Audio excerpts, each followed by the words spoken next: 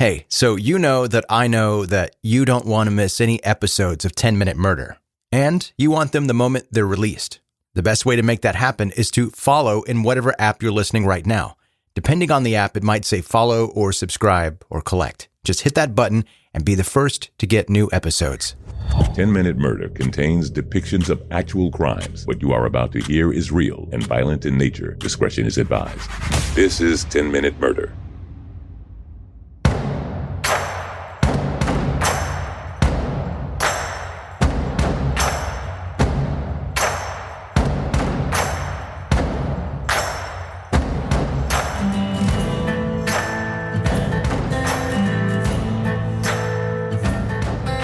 Welcome to 10 Minute Murder, the brief and bingeable true crime podcast. I'm Joe, the host, and thank you for being here. Today's episode, as you can imagine, is not going to be brief. I guess you could binge it if you wanted to, but it's about the Manson family. I think maybe literally everyone in this country has heard about Charles Manson and the cult family that he collected and carried out a series of murders with. Because there are so many different characters, so many details, so much to talk about, this episode, along with the next one, is not going to be 10 minutes. There's really no way possible to tell the Manson family story in 10 minutes. And I've gotten so many requests to talk about Charles Manson that I can't not talk about also the Manson family. And in doing that, you have to talk about how Charles Manson grew up, what motivated him, his history of crime before he collected his cult following, and then what happened after. So, I suppose I could have done 10 minutes on Charles Manson, but I don't think it would have been worth listening to. It would have been just stuff that you already know.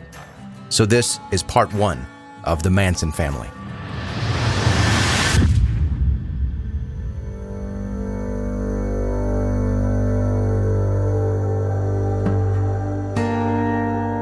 You people have done everything in the world to me. Doesn't that give me equal right? I can do anything I want to you people at any time I want to, because that's what you've done to me. If you spit in my face and smack me in the mouth and throw me in solitary confinement for nothing, what do you think's gonna happen when I get out of here? Maybe I should have killed 400 or 500 people, then I would have felt better. Then when I felt like I really offered society something. You know, if I wanted to kill somebody, I'd take this book and beat you to death with it, and I wouldn't feel a thing. It'd be just like walking to the drugstore. Do you feel blame? Are you mad? Do you feel like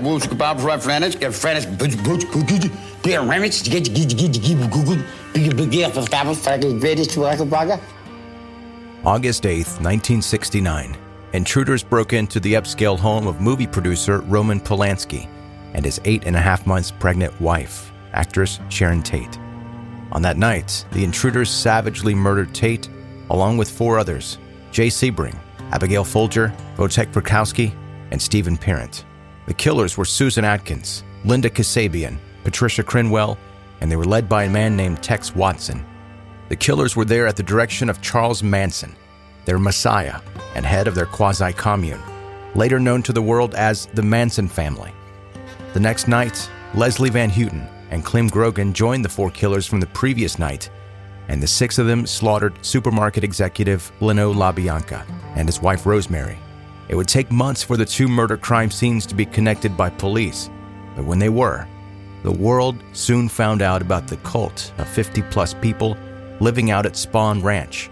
They believed that Charles Manson was a manifestation of Jesus Christ, and that his prophecies about an apocalyptic race war were soon to come true.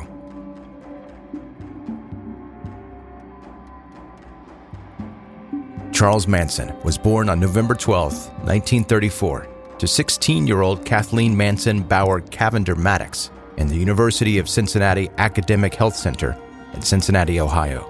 The first few weeks of his life, he was named No Name Maddox. Later, they changed it to Charles Mills Maddox. Manson's biological father appears to have been Colonel Walker Henderson Scott Sr. of Cattlesburg, Kentucky, against whom Kathleen Maddox filed a paternity suit that resulted in an agreed judgment in 1937. Manson probably never knew his biological father. Scott worked intermittently in local mills and also had a local reputation as a con artist. He allowed Kathleen to believe that he was an Army colonel, although Colonel was merely his given name. His parents named him Colonel. When Kathleen told Scott that she was pregnant, he told her he had been called away on Army business. After several months, she realized he had no intention of coming back. In August 1934, before Manson's birth, Kathleen married William Eugene Manson, a laborer at a dry cleaning business. Kathleen often went on drinking sprees with her brother Luther, leaving Charles with multiple babysitters. They divorced on April 30th, 1937, after William alleged gross neglect of duty by Kathleen. Charles retained William's last name, Manson. On August 1st, 1939, Luther and Kathleen Maddox were arrested for assault and robbery.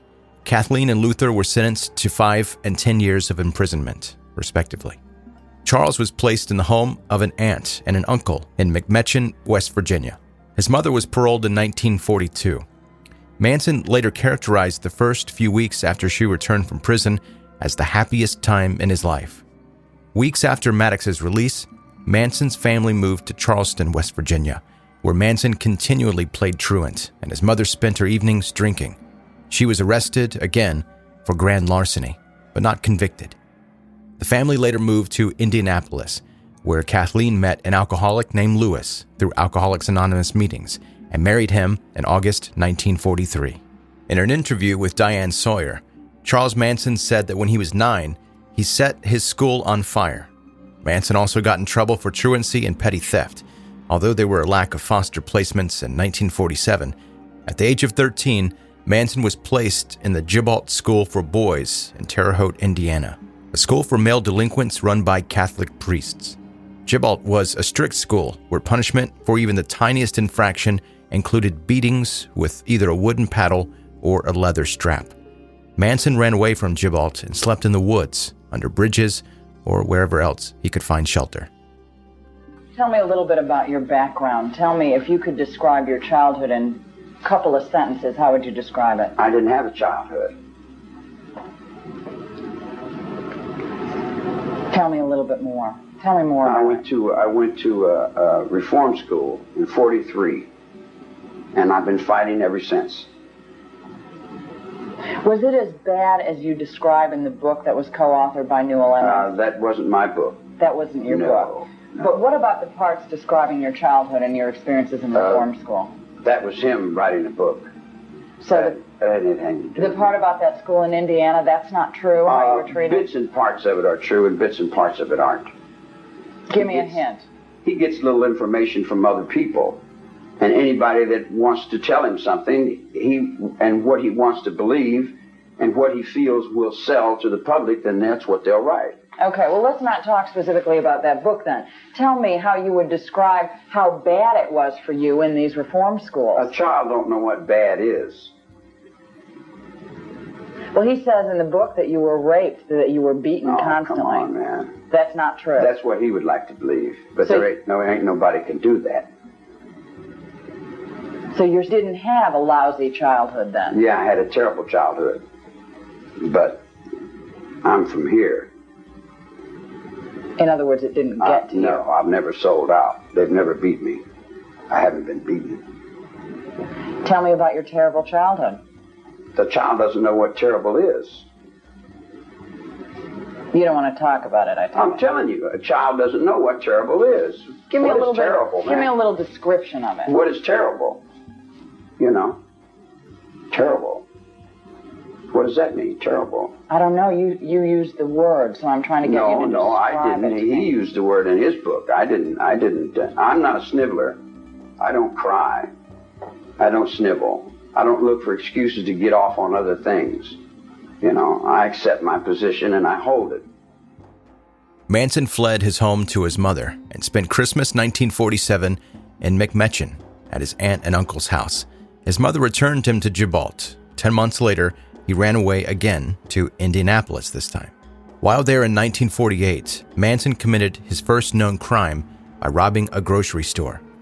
At first, the robbery was simply to find something to eat. However, Manson found a cigar box containing just over $100, and he took the money. He used it to rent a room on Indianapolis's Skid Row and to buy food. For a time, Manson tried to be a legitimate citizen by getting a job delivering messages for Western Union. However, he quickly began to supplement his wages with petty theft.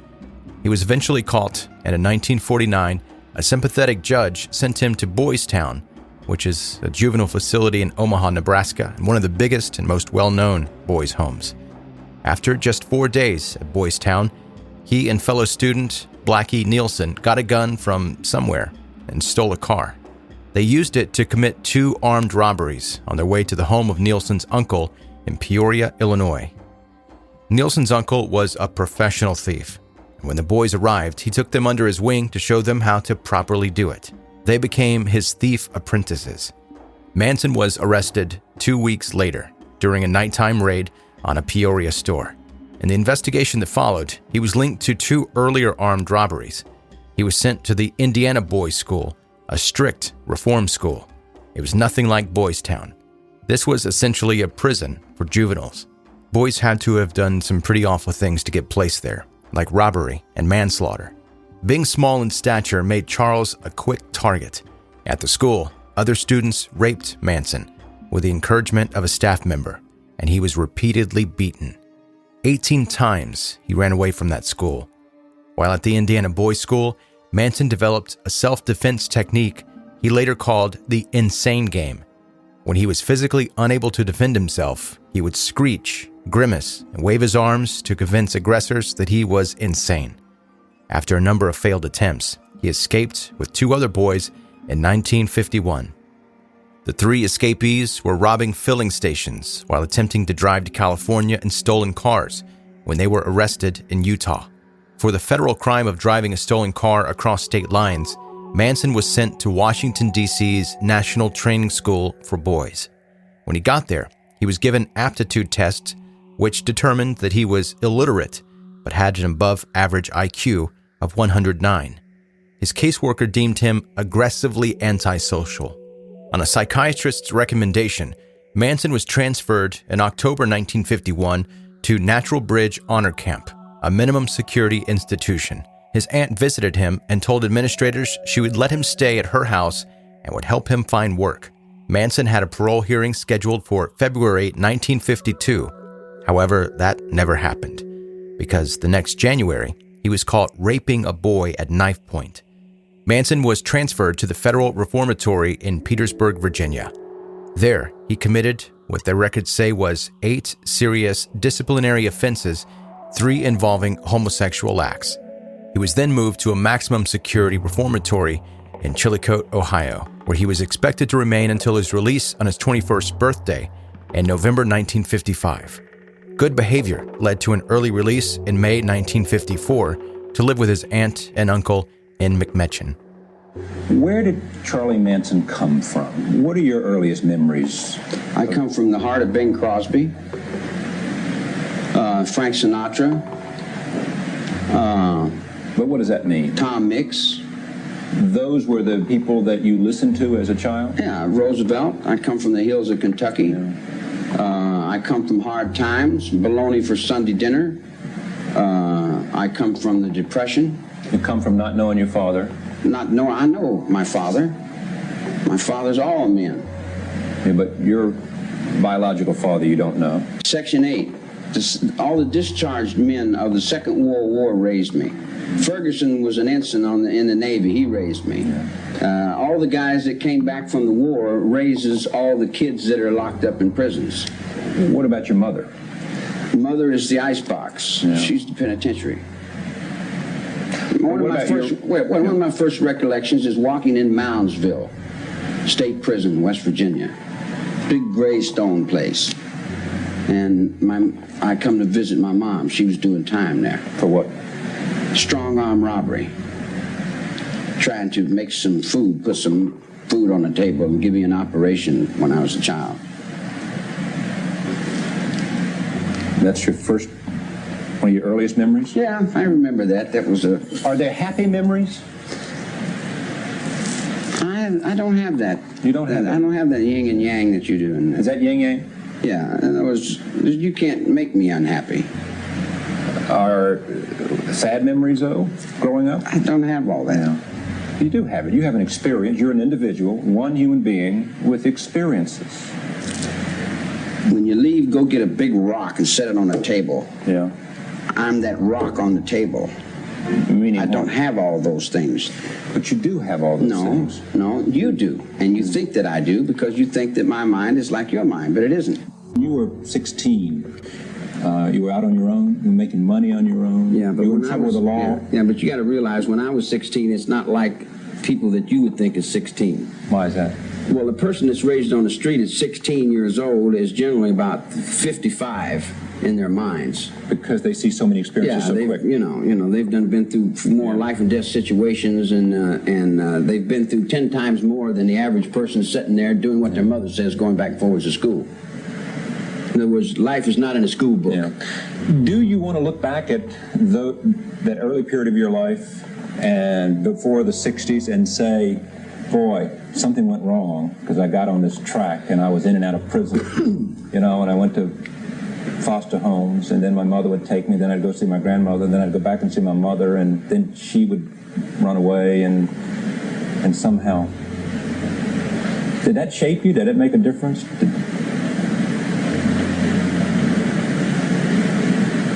Well, see, that doesn't even compute in my world because, there is no wrong. There's no wrong? I don't do any wrong. I wouldn't do anything that was wrong. If I did something that I would regret, then I would punish myself for it. And I wouldn't stand here and beat myself in the head with a hammer. That wouldn't make much sense. Yeah. So you got a parallel universe. You got two worlds. One world, everything is a lie and everything is wrong and you can never do anything right. According to anybody else, I've never done anything right. There's always been someone to say that I wasn't right and I did it wrong. Yeah. But in the world that I live in, I've never made a bad move in my whole life. In the world you have lived in, sure, you would not rewrite any episode. You would not change anything. You do not look back and say, my God, I took a wrong turn there. No. None of it. No. Not once. I wouldn't be here if I did it. So you got to realize there's no slack in my act. Yeah. I don't have I can't. In other words, you go down to St. Louis, right? And you get off the bus and you're broke. Right. You go to the phone and call moms. Right. I don't. I go to the alley and get a tire iron. And do what? And whatever I got to do to survive, that's what I do. And so what's the difference in you and me then? Because you don't know how to survive. You're weak. In January 1955, Manson married a hospital waitress named Rosalie Jean Willis.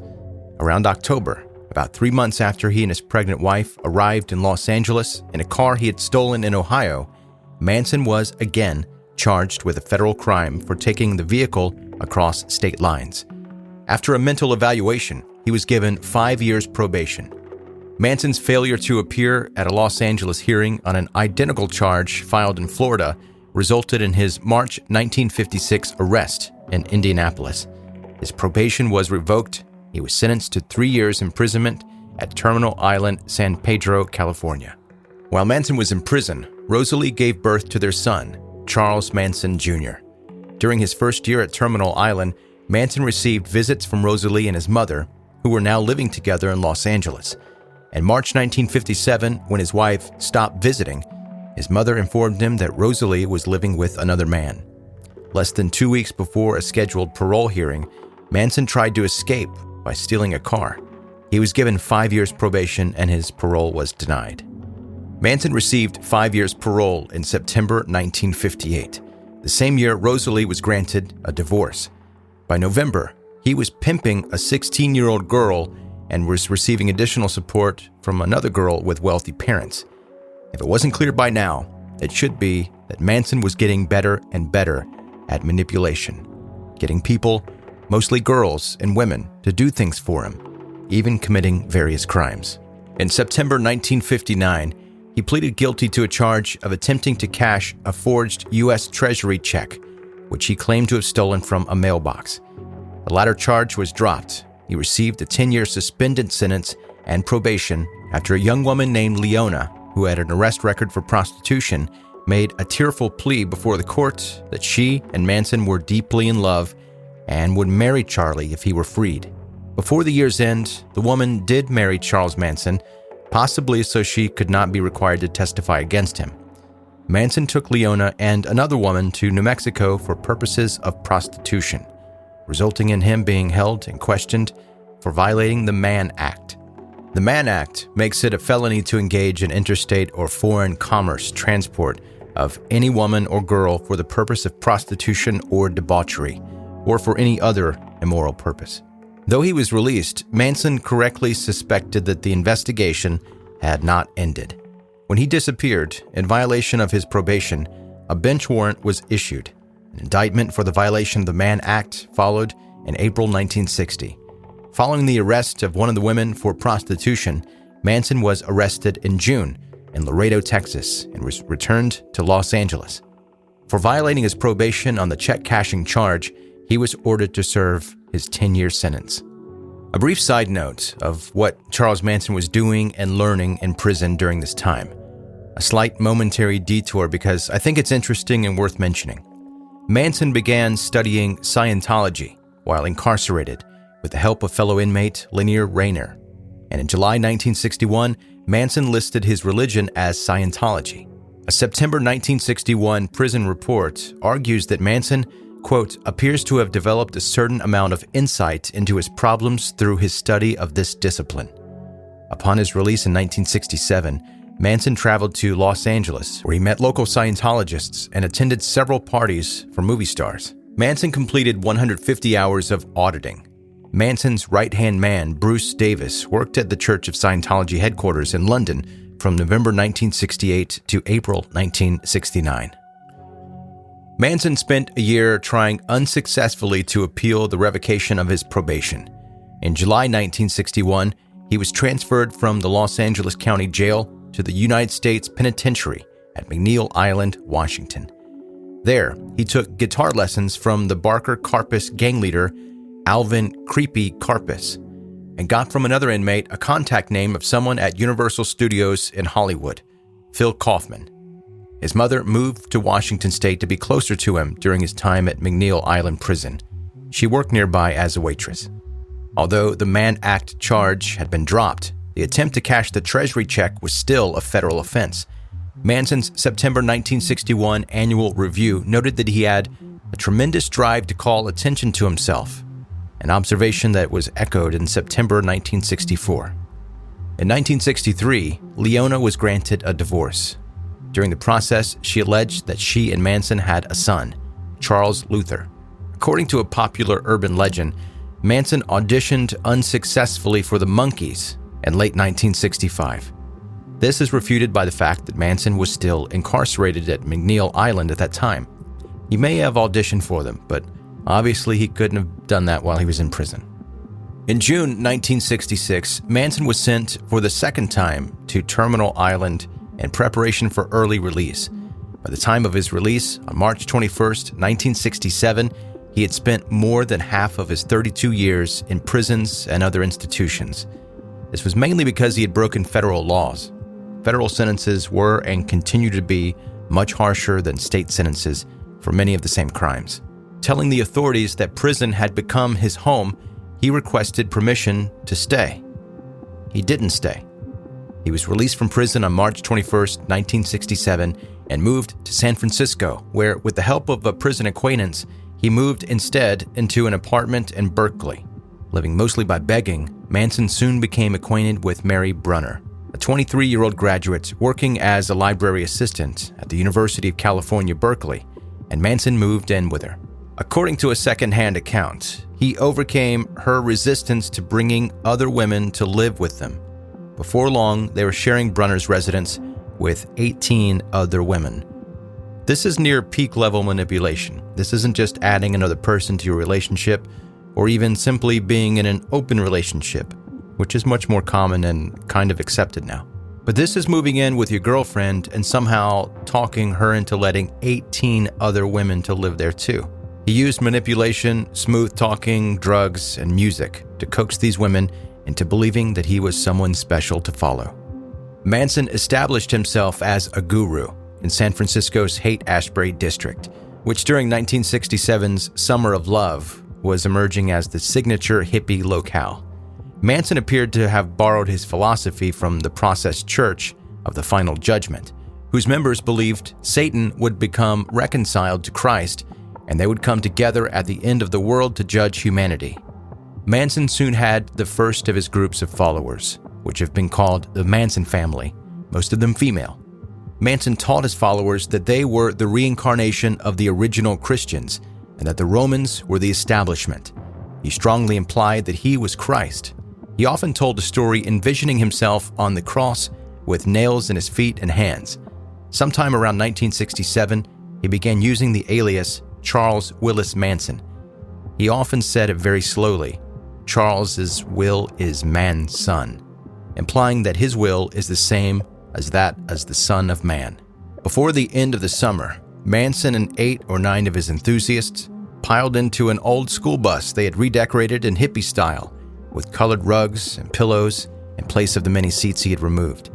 They roamed as far north as Washington State, then southward through Los Angeles, Mexico, and the American Southwest. Returning to Los Angeles area, they lived in Topanga Canyon, Malibu, and Venice. In 1967, Brunner became pregnant by Manson, and on April 15, 1968, gave birth to a son she named Valentine Michael. Brunner, like most members of the group, acquired a number of aliases and nicknames, including Mariochi, Och, Mother Mary, Mary Manson, Linda D. Manson, and Christine Marine Utes. She's pretty commonly known as the first ever Manson follower. Actor Al Lewis, who you might know better as the Grandpa on the Munsters TV show. Grandpa Munster had Charles Manson babysit his children on a couple of occasions and described him as a nice guy when I knew him.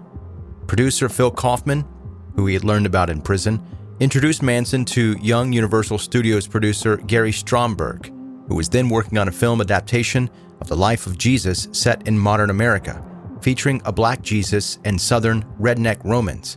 Stromberg thought that Manson made interesting suggestions about what Jesus might do in a situation, seeming to be attuned to the role. He had one of his women kiss his feet and then kissed hers in return to demonstrate the place of women. At the beach one day, Stromberg watched while Manson preached against the materialistic outlook, only to be questioned about his well-furnished bus by an onlooker. He casually tossed the bus keys to the doubter, who promptly drove it away, while Manson watched, apparently unconcerned. According to Stromberg, Manson had a dynamic personality with an ability to read a person's weaknesses and manipulate them. For example, Manson tried to manipulate an influential member of a motorcycle gang by granting him access to family women.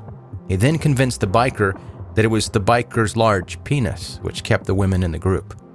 In the spring of late 1968, Dennis Wilson of the Beach Boys picked up 2 hitchhikers and brought them to his Pacific Palisades house.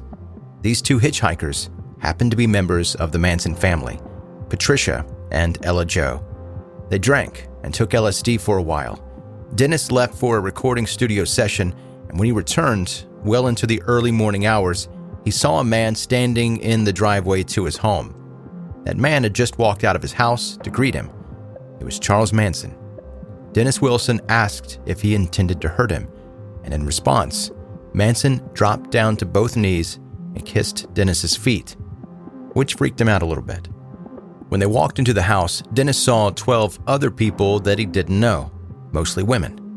The number of women doubled in Wilson's house over the next few months, and they cost him approximately $100,000 by making themselves part of his household.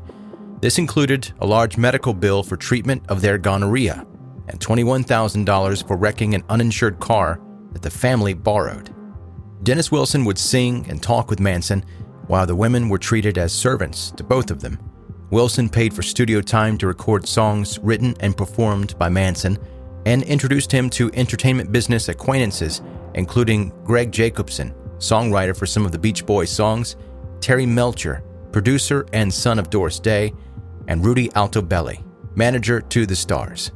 Rudy owned a home that he rented to Terry Melcher and his girlfriend Candace Bergen, 10050 CLO Drive. They lived in that home for a while, but then later sublet that home to Roman Polanski and Sharon Tate. Jacobson was impressed by the whole Charlie Manson package of artist, lifestylist, and philosopher, and he paid to record his material. Wilson moved out of his rented home when the lease expired, and his landlord evicted the family, who tried to stay behind. After being evicted in 1968, the family moved to Spawn Movie Ranch. It was August, it was hot, and Spahn Ranch had been a movie set for westerns. By the late 60s, many of the buildings had deteriorated, and the blind 80-year-old owner, George Spahn, was only making money by selling horseback rides. He welcomed the family in exchange for chores, upkeep, and occasional sexual favors by the Manson women. One family member, Lynette Fromm, gained the nickname Squeaky because she often squeaked when George Spahn pinched her thigh. It was during this time when Charles Watson, a Texan, quit college and moved to California and joined the family. There was already a Charles in the group, so George gave him the nickname Tex. In December of that same year, Charles and Tex visited a Topanga Canyon acquaintance who played them the new Beatles double album, the White Album. From then, Manson became obsessed with the Beatles. He told the family that they were the soul and part of the whole in the infinite. I don't know if you have to be on LSD to understand what that means, but the family apparently understood that the Beatles were special. For some time, Manson had been saying that racial tensions between blacks and whites were about to erupt, predicting that blacks would rise up in rebellion against America's cities. On a cold New Year's Eve, the family gathered outside around a large fire. Manson explained that the social turmoil he had been predicting had also been predicted by the Beatles. The White Album songs, he claimed, foretold it all in code.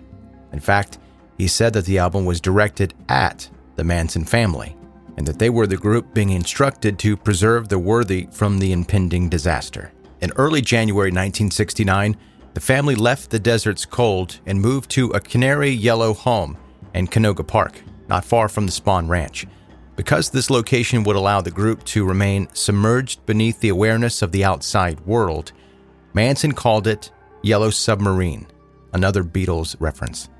There, family members prepared for the impending apocalypse, which around that campfire, Manson had termed Helter Skelter, after the song of that name.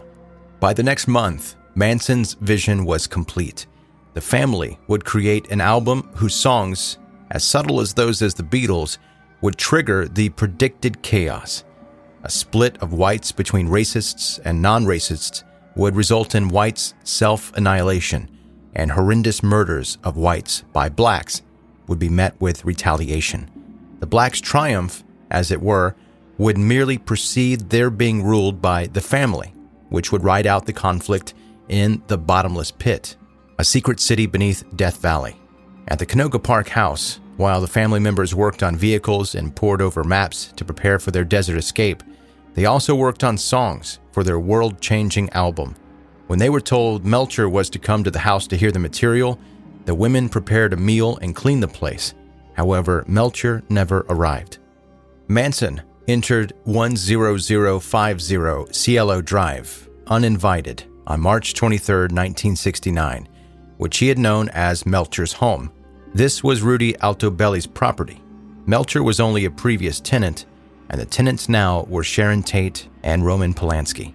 Charles Manson was met by Sharak Hatami, an Iranian photographer who befriended Polanski and Tate during the making of the documentary Mia and Roman. He was there to photograph Tate before her departure to Rome the next day. He had seen Manson through a window as he approached the main house and had gone onto the front porch to ask him what he wanted. Manson told him that he was looking for someone whose name Hatami didn't recognize, and he informed him that the place was the Polanski residence. He advised Manson to try the back alley, by which he meant the path that led to the guest house beyond the main house. He was concerned about the stranger on the property, and he went down the front walk to confront Manson. Tate then appeared behind Hatami at the house's front door and asked him who he was calling. Hatami said that a man was looking for someone. He and Sharon maintained their positions while Manson went back to the guest house without a word, returned a minute or two later, and left. That evening, Manson returned to the property and went back to the guest house again.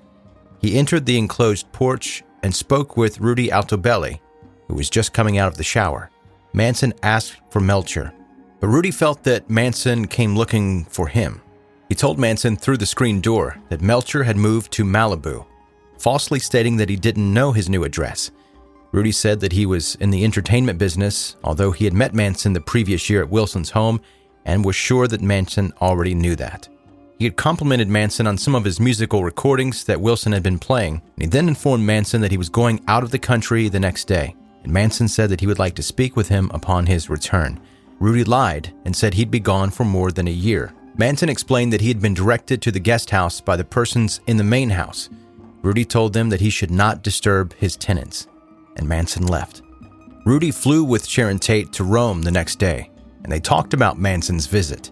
Tate referred to him as that creepy-looking guy.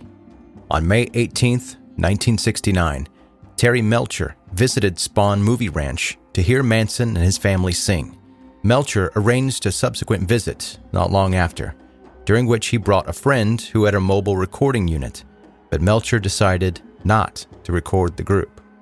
By June, Manson was telling the family they might have to show blacks how to start Helter Skelter.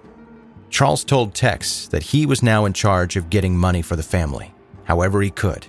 Supposedly intended to help the family prepare for the conflict, Tex defrauded a black drug dealer named Bernard Lotsapapa Crow. Lotsapapa responded with a threat to kill everyone at Spawn Ranch.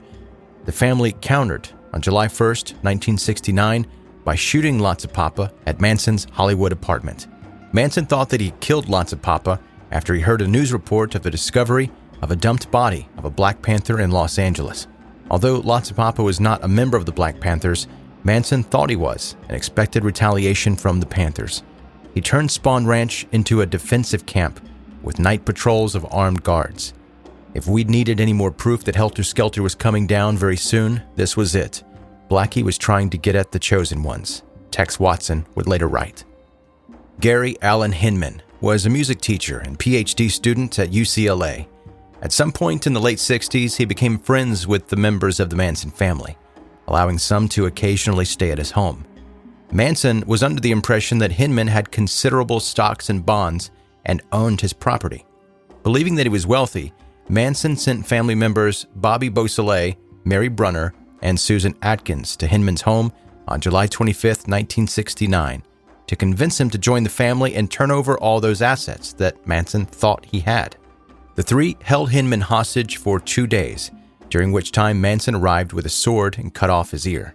After that, Beausoleil stabbed Hinman to death, directed by Manson saying, "You know what to do." Before leaving, they used Hinman's blood to write "Political Piggy" on the wall and to draw a panther paw, a Black Panther symbol, an attempt to blame the murder on them. In various interviews, Beausoleil said he went to Hinman's to recover money that they paid to Hinman for drugs that had supposedly been bad. He added that Brunner and Atkins thought they were just going there for a visit. Atkins, in her 1977 autobiography, wrote that Manson directly told Beausoleil, Brunner, and her to go to Hinman's to get the supposed inheritance of $21,000. She said that 2 days earlier, Manson told her privately if she wanted to do something important, she could kill Hinman and get his money. Beausoleil was arrested on August 6, 1969, after he was caught driving Hinman's car. Police found the murder weapon in the tire well of that car. 2 days later, Manson told the family members at Spawn Movie Ranch, "Now is the time for Helter Skelter." Does the end justify the means? End? There is no end. I don't justify or not justify. I lay it out there. What people do with it's their business. If they decide to run up and kill Sharon Tate, that's on them. Had you let us put on a defense, we could have explained to you why it happened. Why did it happen? All right.